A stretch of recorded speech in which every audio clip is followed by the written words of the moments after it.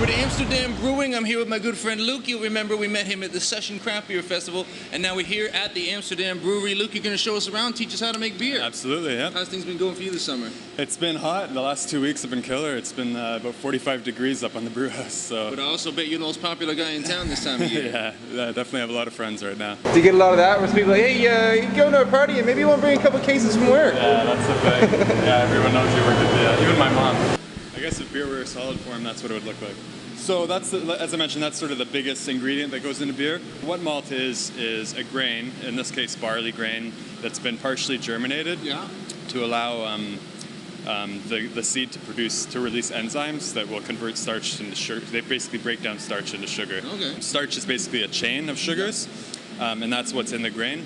And we want to break up all the chains so that yeast can eat them. The yeast won't eat the chains. Okay. So you want to break it up so that it's a simple sugar that the yeast can eat. By playing with the intensity and length of the kilning process, we can achieve different flavors by basically toasting the grain to different varying levels.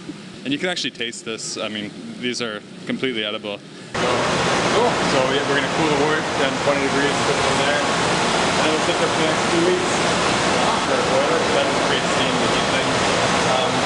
There's 2 tanks next to the boiler that hold hot water. That's all we do.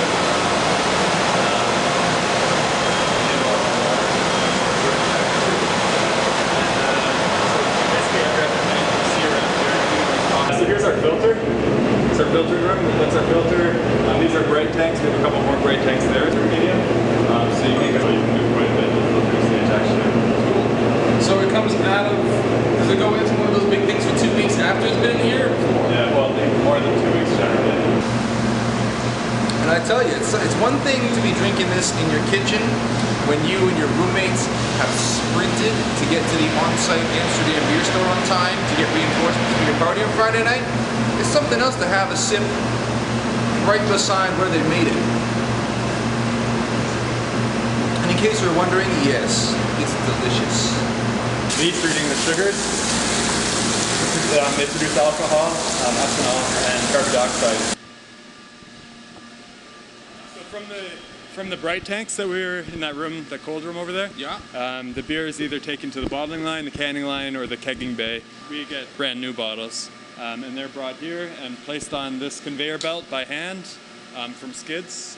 They go through this machine, so they come in from one side, go upside down, and get rinsed with a sanitizing solution. The empty sanitized bottles come along this conveyor belt here, and then go into the filler. So then it gets filled with beer, gets depressurized to the atmosphere, and they come without lids along the conveyor belt to the crowner. So this is the crowner. They come in through, similar idea, they come in from the one side, and they come around here. And so one of these heads will come down on top of it, and there's a hopper up there of crowns and they get vibrated down, and this thing will just press the crown onto the bottle. So a new crown is there, and it just goes on top of the bottle and gets pressed down. Can I have one? Yeah, sure. Neat. Then the bottles get rinsed. Now, can you tell me a little bit? I heard that there's a tradition where you always leave the very last one. You don't fill it quite all the way, and you leave it on the line. And that way, it's like signifies good luck for everybody who's going to be drinking your beer. Is that true? Well, someone's been spreading these rumors, so I can't really speak for the truth of it. And come all the way down here. This thing just blows hot air, dries the bottles off. I know a few people that blow hot air. Yeah. And this is a labeler, so in the case of painted glass, it just bypasses the labeler. So then they come back onto this turntable and get manually put into boxes. Those guys that are working with like Excel spreadsheets and probably wearing a tie to work, are they on site here or is that someplace else? We have an office upstairs, so yeah. Now, did the guys in the office actually wear ties to work? No, I don't think I've seen anyone wear a tie here, but no. Cool. Now, I want to get a job here just to wear a tie. Full kegs. Full kegs, all right. Who's got a tap and who's got cups?